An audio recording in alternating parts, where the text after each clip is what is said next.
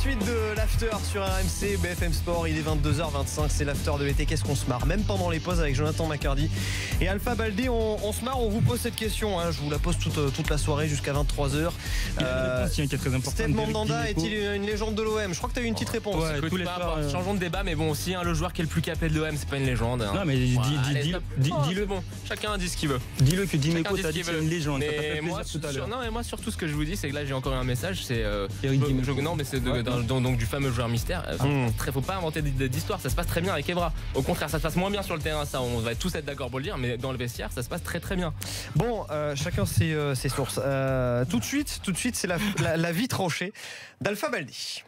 Il n'y a pas de jingle, donc je te laisse. Moi, j'ai pas besoin de jingle. Écoute, on le fait en live. Tu vas finir par en avoir un, Alpha. Oui. Ça va pas tarder, ça c'est sûr. Je défie Polo qui réalise cette émission doucement, on va pas trop. De te faire un petit jingle. Donc du coup, moi j'ai envie de parler de Nice, voilà, qui 2 saisons de suite m'a fait rêver. Enfin, en tout cas, m'a tapé dans l'œil et n'arrête pas de progresser. La saison d'avant et la saison dernière. J'espère qu'elle sera pas exceptionnelle pour Nice et pour les supporters niçois qui surtout résident dans un bassin très important en termes de population, en termes de supporters également. Mais attention, même on va me dire, écoute, alors la saison passée, nos recrues sont venues au dernier moment, notamment Dante, Balotelli au dernier jour, William Cyprien à mi-juillet. Oui, d'accord, mais j'ai envie de dire, c'est pas chaque année. Là, tu as commencé le stage. La saison dernière, tu as Lucien Favre qui arrivait, donc qui devait avoir le temps également, lui aussi, de jauger, de s'installer, de pouvoir avoir son effectif, hein, de prendre le pouls. Sauf que cette saison, quand même, tu as un coach que tu as réussi à faire rester et que derrière, les départs sont pas encore compensés. Et alors que tu es en stage. Et ça t'aurait permis justement de prendre de l'avance. Je dis ça pourquoi? Parce que si c'était juste dans la configuration de la saison dernière, moi je me serais dit, ok, ils n'ont pas beaucoup à craindre. Sauf que cette saison, ce qui est en train de se faire déjà depuis le début du mercato, on voit quand même 2 équipes de façon flagrante. On va mettre Marseille de côté puisque c'est une équipe, oui, mais on peut même les prendre, hein. Marseille, Lille, Saint-Etienne, Marseille, Lille et Lyon, qui sont en train de vraiment s'activer sur le marché des transferts, donc qui vont élever le niveau très certainement la saison prochaine. Saint-Etienne également avec son nouveau coach, de nouvelles idées, qui va essayer de faire en tout cas une Nice la saison prochaine. Et quand tu observes l'effectif niçois, les départs avec tous ceux qui sont pressentis également, même si Lucien Favre nous a confirmé en conférence de presse que Siri va pouvoir rester finalement. Certainement, on en a parlé en première heure, qu'il a eu des garanties de la part du président River, mais moi j'ai envie de dire attention, il faut se réveiller. C'est maintenant qu'il faut donner à cet entraîneur-là. On sait que dans sa 2e saison, il a toujours fait quelque chose de très bon. Partout il est passé, en Suisse, avec le Borussia Mönchengladbach, où il a eu un international guinéen avec qui j'en ai énormément parlé, qui a dit beaucoup de bien de lui, surtout sur cette 2e saison. Mais c'est lorsqu'il avait ses effectifs en place, c'est lorsqu'il avait ses effectifs en main et qu'il arrivait à les façonner tout au cours du stage de pré-saison. Voilà. Donc là, moi je me dis attention à ne pas trop dormir, à ne pas trop se voir beau. Tu perds Ben Arfa la saison d'avant, Ben Arfa, Germain et tout ce qu'il a, t'arrives à les remplacer l'année dernière, c'est sûr, mais c'est pas tous les mercatos que tu vas pouvoir choper un mec qui vient de Liverpool au dernier moment, Dante qui vient de Wolfsburg que tu vas relancer au dernier moment. Et là ils ont perdu le petit latéral droit Timothy là, qui est parti à l'Atlanta Bergame, que Lucien Favre voulait vraiment, et Ricardo Pereira latéral gauche aussi, Ricardo Pereira, exactement. Donc voilà, moi quand je vois ceux qui sont partis, et même Lucien Favre et le président également, Paul Bass. Paul Bass aussi, absolument. Qui a tenu exactement cette défense, qui a rendu vraiment service l'année dernière. Moi, j'ai l'impression que les Niçois se reposent un petit peu sur leur laurier. Alors, c'est quoi le projet? Est-ce qu'ils veulent s'arrêter à cette hype qu'ils ont fait l'année dernière et ne veulent pas continuer quelque chose de continuel sur le championnat français, à continuer à devenir en tout cas une bonne équipe, ou plutôt ça grince, c'est les économies, c'est quoi? Moi, j'ai envie que le président se réveille et que Nice lance un message fort qu'il sera encore là la saison prochaine pour le bonheur de la Ligue 1. But de Valère Germain, 2-0, Marseille. Et sinon, sur la vie d'Alpha? Oui, c'est sûr qu'il y a beaucoup de départs qui sont quand même assez inquiétants. Tu perds quasiment ta colonne vertébrale. Paul Bass, Belhanda, les deux latéraux. C'est des départs qui vont faire du mal au l'OGC Nice, ça c'est clair, net et précis.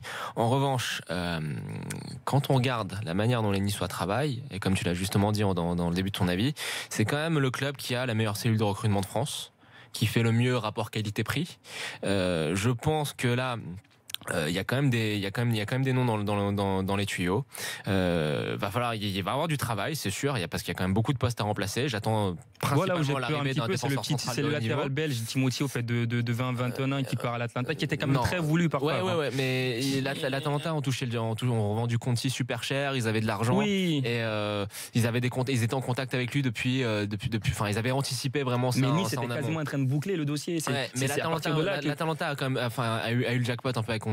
Donc c'était un peu difficile à ce moment-là pour Nice de le concurrencer. Mais ce que je vois, c'est que quand même c'est un club qui fait des très beaux coups sur le marché des transferts depuis des années sur le côté droit.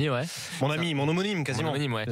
C'est un club qui fait des très beaux coups sur le marché des transferts. C'est pas que récemment. On se rappelle Zvitanic et compagnie.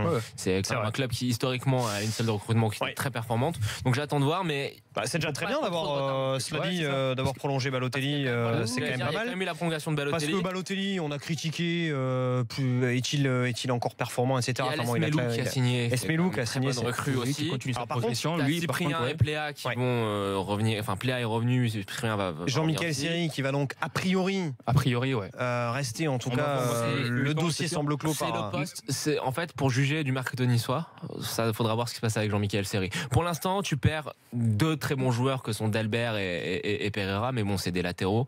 Ça se remplace quand même. Dalbert, c'est pas officiel encore. Enfin, il est courtisé par l'Inter Milan, mais c'est pas encore. C'est pas fait. Tu vois, par exemple, le départ de ces deux latéraux, ça m'inquiète moins que le fait que Paul Baïs, on n'a pas encore de remplaçant, ou peut-être c'est en interne. Ça, c'est pas et qui pour remplacer Esric, si jamais il s'en allait à la Fiorentina, parce que tu as des milieux de ce type-là. T'as qui? T'as peut-être justement en Italie Verdi, pourquoi pas Ben Arfa. Est-ce que ça serait envisageable pas trop fan, Lucien, de le reprendre non plus cette saison? Cabella serait ça pourrait être un bon profil à la Belhanda, comme ceux qu'ils ont réussi à faire avec Belhanda, oui. Mais moi, justement, c'est là, parce que t'as quand même pas de nom et t'as l'impression qui est là, qui est arrivé, qui est offensif, c'est quand même un très bon joueur. Oui, mais c'est un bon joueur, mais bon. Ils ont réussi quand même à faire le coup avec Cyprien, c'est pour ça, moi, je me dis oui, pourquoi pas, il peut réussir avec Esmelou, c'est bien.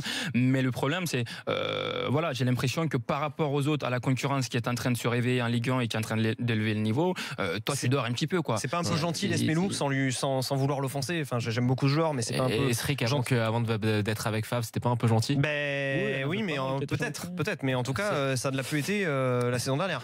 Oui, mais bon, là il y a l'entraîneur, donc. Mais en fait, tu viendrais. Il y a l'entraîneur qui va. C'est ça. Donc je pense je pense même que l'Esmelou a un potentiel supérieur à Esric. Allez, on accueille Quentin, supporter de l'OGC Nice, qui a fait le 32-16. Salut Quentin. Salut l'after, ça me fait très plaisir d'être avec vous. Donc, salut Quentin. Bon, qu'est-ce que t'en penses de cet avis tranché d'Alpha Baldé qui nous dit qu'il faut que le club se réveille pour son mercato? Alors c'est un peu mi-figue, mi-raisin, je dirais, parce qu'il y a beaucoup de choses sur lesquelles je suis d'accord avec Alpha. Par contre, ce qu'il faut pas oublier, ce qu'on a tendance à oublier avec Nice, et ce qui est aussi un point positif, je dirais, c'est qu'on vient de très très loin. Moi, je me rappelle mon premier match, j'avais 2 ans, c'était avec mon père à Créteil, un pauvre 0-0 en Ligue 2. On a mis énormément de temps à remonter au Ligue 2. Ça fait 3-4 ans depuis Puel en 2012-2013 qu'on commence à regoûter un petit peu au plaisir du haut de tableau, même si on a eu des années un petit peu creuses, même très très creuses. On n'est pas loin de la Ligue 2. Là, les Chinois nous ont racheté il y a moins de 2 ans. Ils nous donnent pas énormément de crédit pour recruter des joueurs. Vous voyez, à part les joueurs stars qu'on a recrutés, on galère un petit peu au niveau salaire à pouvoir les payer. On a quand même un effectif qui nous permet de briller, d'avoir brillé la saison passée. On a aujourd'hui une équipe quand même assez fiable. Alors je suis complètement d'accord avec Jonathan, notamment pour Paul Baïs. Ça c'est quelque chose quand même d'assez incompréhensible à ce niveau-là. Apparemment il avait des demandes assez élevées, mais c'est le même problème qu'avec Sivelli. Ça c'est un petit peu dommage parce que Paul Baïs il incarnait quand même c'était le patron de l'équipe tout simplement. Après ce que je voulais dire aussi c'est sur les nouvelles recrues, on a tendance à sous-estimer nos recrues comme l'année dernière on avait 2-3 recrues qu'on ne connaissait pas. On a recruté quand même Makengo qui était quand même pisté par Séville notamment, la Real Sociedad. Ouais. C'est quand même un très très bon joueur même s'il est très jeune et ça je suis d'accord avec vous. Il y a Adrien Tamézé qui est inconnu du grand public, qui est un Makengo, futur crack. Bien. Il est très très fort, très puissant, très robuste et justement il fait penser un peu à Kevin Hanin dans dans sa robustesse et dans son physique. Et je pense quand même. Ouais, mais t'as quand même plus de recrutements avec plus de noms qui t'ont donné les résultats escomptés, quoi. On pense à Balotelli, Dante, Belhanda. Donc c'est surtout ça qui va te permettre. Avec Belhanda quand même qui a terminé, je crois, deuxième ou meilleur passeur de l'Ouest, quoi. Il a fait 4 mois, quoi. Oui, mais il a terminé. Le nombre de passes par Belhanda, je pense que la saison dernière, tu peux pas le négliger dans l'apport des résultats de Nice. Vas-y, continue, Quentin. Continue. C'est vrai que Belhanda fait une deuxième saison en demi-teinte, mais on a quand même une colonne vertébrale qui est quand même assez solide. Moi, quand j'ai vu que Balotelli restait, franchement, c'est un signe fort. On est Nice, faut se le rappeler quand même. Tous les supporters niçois ne se le rappellent pas tout le temps. Faut voir ce qu'on était il y a 5 ans quand même. Donc là, on est très très bien. Là, on sort d'une année exceptionnelle, tant en termes de jeu que de plaisir, de spectacle, de résultats. On a un peu craqué sur la fin, mais il faut pas oublier aussi qu'on avait des blessés. William Cyprien à la Saint-Pierre, ça fait mal quand même.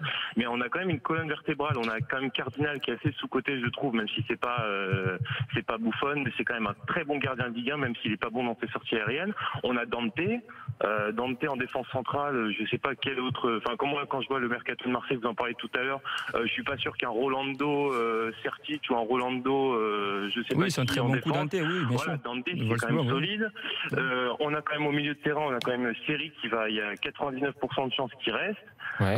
Sur les côtés, Esric apparemment il part, mais c'est pas fait. On n'en sait rien, mais en tout cas, ça sent un départ à la Fio. Et de garder Balotelli, pour finir, garder Balotelli, c'est quand même un signe fort. Voilà, on parle pas de nous, on a un 3e tour qualificatif de Ligue des Champions qui nous attend. Comme d'habitude, on parle pas de nous, c'est quand même une bonne chose, mais il faut pas oublier d'où on vient et surtout que le mercato est loin d'être fini. Et puis, Quentin, il y a quand même des noms qui sont annoncés qui font plaisir. Les contacts, on sait qu'ils sont réels avec Stéphanie Steiner. Memedi notamment. Memedi aussi. Memedi de Leverkusen. Et puis Lichtsteiner aussi, on sait que ça a quand même bien avancé. Ouais, ça s'est un petit peu refroidi ces dernières semaines, mais Memedi surtout, mais ça fait un peu cher, 10 millions d'euros. Mais Memedi c'est cher, non mais Lichtsteiner, ils ont recommencé à discuter il y a 2 jours. Ah ouais, d'accord. Ouais. Et tu vois, par rapport au tour préliminaire qui arrive, c'est pas mal. C'est un mec qui a de l'expérience, il est plus à la fin qu'au début, c'est vrai, mais qui a quand même de beaux restes et qui peut performer directement. Non, c'est vrai que c'est inquiétant quand tu regardes maintenant. Après, il y a 2 choses. Est-ce qu'on doit s'inquiéter pour la Ligue 1? Je pense pas. En revanche, pour le tour préliminaire de Ligue des Champions qui arrive très vite, ça c'est autre chose. C'est sûr. Je sais pas. C'est clair que ça va. Et puis ça va arriver très vite, ça. Ouais. Mais pour eux... Et juste une petite dernière chose. Vas-y, Quentin.